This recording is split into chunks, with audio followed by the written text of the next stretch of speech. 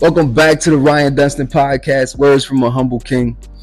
I think we're at an age, at least at my demographic, I think we're all at an age where we're kind of pushing for something, right? We're trying to come back from a setback, unlearn some things, whatever the goal may be, whether, we're trying to buy a house now or start a business, get the kids to act right, pay off some debt, get married, working on ourselves, heal, whatever it is. The climb towards this goal is a beast. And the distractions and the emotional roller coasters acting as resistance can most certainly stop the elevation. So today's topic is don't be deceived by misleading emotions. Juicy. Now, far too often, I feel we fall victim to our own emotions. I know me personally, I've reacted out of emotions instead of responding on several occasions. My emotions have twisted my thinking and distorted my understanding on other occasions. And I know I've said this before on another episode, but in some situations, I've adopted the my truth viewpoint, and it's all about us all out of my emotions. And it's instead of the truth, right? Understanding the truth of my circumstances. And just because we feel a certain way doesn't always mean it's the correct way to feel. And God doesn't compete. And I think we all know that, right? He will influence, but he will not compete. And I mean, he's God. Why would he compete? And if he's God and he's not going to compete, he sure is not going to compete with your feelings. And I think it's fair to say, I'm sure we can all agree that feelings have the power to influence our thoughts and our behaviors. Meaning, we can block our own blessings judging things emotionally. So I'm doing this episode because I feel our culture is so sensitive at the moment, which is why I think we need to be mindful enough to give this topic its proper train of thought. Have you ever heard that statement, God isn't fair, he's just? Man, living that statement out in reality will hurt your feelings, boy, I'm telling you. Okay, so for example, I'll be vulnerable enough to keep it on me just because of the complexities of everyone's pain, right? Everything is going to be different. But I was birthed into drug addiction and alcoholism. Both parents struggled with addiction. Father died when I was 6. So I had to grow up without guidance. Mother was a single parent, raising 2 kids, working all the time. But she came home and numbed her pain. And, they call that type of addict a functioning addict. And she was strong too, I'm telling you, because she hid that for a while. We didn't know for a long time. She also struggled with depression, anxiety. She dealt with great fear raising 2 kids by herself. And she was surrounded by, addiction all her life. Both her parents were alcoholics. All my uncles were addicted to drugs. They grew up in the crack era. And I don't know my father's parents, but from what I understand, I was told, his father shot his mother and killed her. And, he was the youngest in a big family, so most of his siblings also struggled with some sorts of addictions, which helped me understand his choices, allowing for me to forgive him. I said before, wise have power. I get why he chose what he chose, the life he lived, but there were so many chains I had to break. I did an episode on resentment and forgiveness and why it was important to let go in order to move on.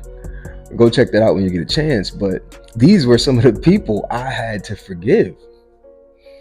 And emotionally, I felt justified in holding on to most of these hurts and these pains. I was taught all the wrong things, led the wrong ways. I felt I was unknowingly rejected by both my parents, had to learn all the right things the hard way, which also meant I had to unlearn certain things and unlearn certain behaviors while relearning the positive mindsets and the positive and healthy behaviors. And you want to talk about hard? Man, that is hard. I was angry. I was angry at God in some cases. I had no father to instill confidence in me, teach me how to overcome, how to be a man, how to be a father, how to be a husband, you know, how to correct my finance. How to manage my finances. Now, I bring all that up to make a point that although my anger was justified, I still had to heal. It wasn't fair that I had to break those chains. And emotionally, I had every right to be angry and stay angry. But was it also right that I heal? In some cases, I'm still healing. Dr. Darius Daniels said it himself. God will let you live on whatever level you settle for. And God doesn't take away your choices. And God doesn't compete, like I said, but he will influence. And like I said, I had the right to be angry. It was justifiable, but it was two truths that were present. What's best and what is right is that I heal, but I had favor. It wasn't fair that I had to go through what I had to go through, but it was right to overcome all of it, especially for my 3 boys and my wife. There was a perspective that grounded me where I was planted amongst my family for God's glory to correct and heal bloodlines I was connected to. Now I have purposeful understanding. Now I have a why. Now I have the power to overcome. I tell you what, no father made me the best father I never had. Now, we can set ourselves back here in a few ways, especially judging things through our emotional filters. But one way is from our biased subjectivity. Now, let's be honest with ourselves here for a second. We all know full well that our emotions are often influenced by our personal biases, our past experiences, and our beliefs, which is where we resort to the quote unquote my truth default. And this is where we can interpret situations in a way that aligns with our perceived notions, even if those interpretations are not entirely accurate. We get fooled by ourselves and by our emotions here because we are always dealing with some version of the truth, which makes it hard to accurately judge the circumstances that's causing the discomfort. Now, another way our emotions can set us back is by overgeneralizing based on a single experience or a limited set of experiences. For example, like we just talked about, if we've had a negative interaction with someone or something in the past from a circumstance or situation, we may let that color our emotions toward a similar thing or person in the future, even if the current situation doesn't warrant such a strong reaction. Man, people change, but holding on to those past pains has us misjudging the person in the current moments. But trust me, I know how hard this can be. But let's tell the truth. We have a hard time getting certain images of the folk in our minds that have caused us some pain, which is why it's so hard to forgive. But it's also why it's so crucial for future to forgive. Emotional reasoning is another way we set ourselves back here. Our emotions, full well our emotions leads us sometimes. Our emotions can make some decisions for us based solely on how we feel in the moment. And now we're acting impulsively, and the impulsive actions are sourced out of negative thinking patterns, which are generated from the past pains and negative experiences. And now we're catastrophizing, thinking the worst about anyone or anything, throwing up defense mechanisms, using our emotions as a shield to protect us from uncomfortable truths and feelings. Man, everything that I am talking to you about are my experiences. Everything I've gained understanding on.